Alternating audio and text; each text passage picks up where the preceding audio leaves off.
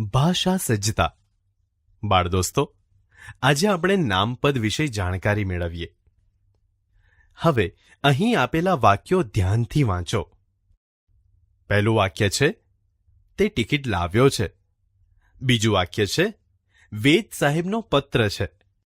ત્રીજું વાક્ય છે, કાગળ કાઢીને મારા હાથમાં મૂક્યો. ચોથું વાક્ય છે, નિરંજન એક રવિવારે મારે ત્યાં આવ્યો. બાળ દોસ્તો, ઉપરના ચારેય વાક્યોમાં તમે જોશો કે ટિકિટ, પત્ર, કાગળ, હાથ, નિરંજન અને રવિવાર જેવા શબ્દો કોઈ ચોક્કસ વ્યક્તિ, પદાર્થ કે વસ્તુની ઓળખ સૂચવે છે.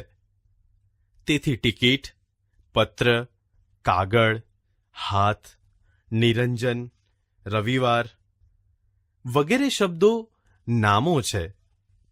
આવા નામોને જુદા જુદા પ્રકારોમાં વહેંચવામાં આવે છે. તો હવે આપણે નામના પ્રકારો વિશે જાણકારી મેળવીએ. જુઓ, પહેલો પ્રકાર છે વ્યક્તિવાચક નામ. વ્યક્તિની ઓળખ સૂચવતા નામને વ્યક્તિવાચક નામ કહે છે.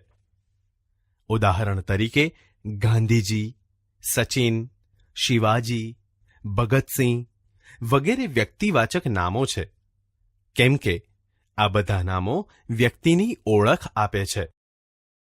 બીજો પ્રકાર છે દ્રવ્યવાચક નામ.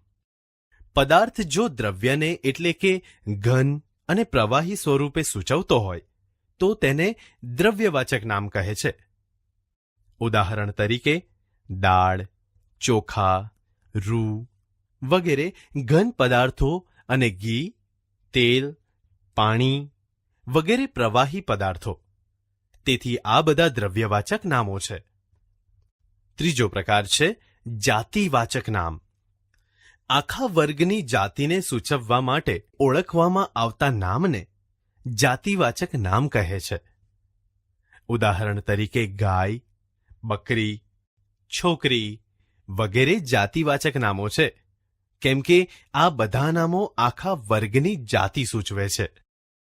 ચોથો પ્રકાર છે સમૂહવાચક નામ. આખા વર્ગના જૂથ કે સમૂહને એક સાથે સૂચવવા માટે ઓળખવામાં આવતા નામને સમૂહવાચક નામ કહે છે.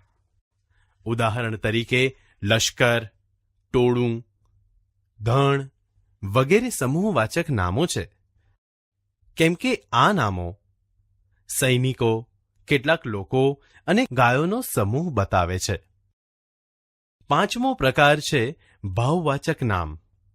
જેનો માત્ર અનુભવ કરી શકાય તેવા ભાવો, લાગણીઓ કે ગુણોને ઓળખવામાં આવતા નામને ભાવવાચક નામ કહે છે.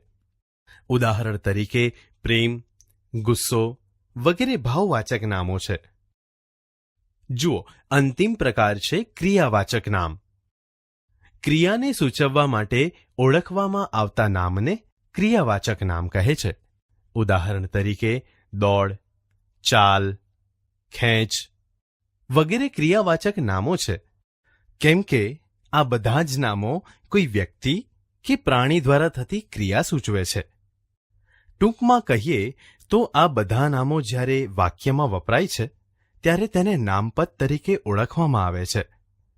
એક વાક્યમાં એક કે એક કરતાં વધુ નામો હોઈ શકે, કારણ કે એમાં કોઈ ચોક્કસ વ્યક્તિઓ, પદાર્થો કે વસ્તુઓ વિશે વાત કરવામાં આવી હોય છે.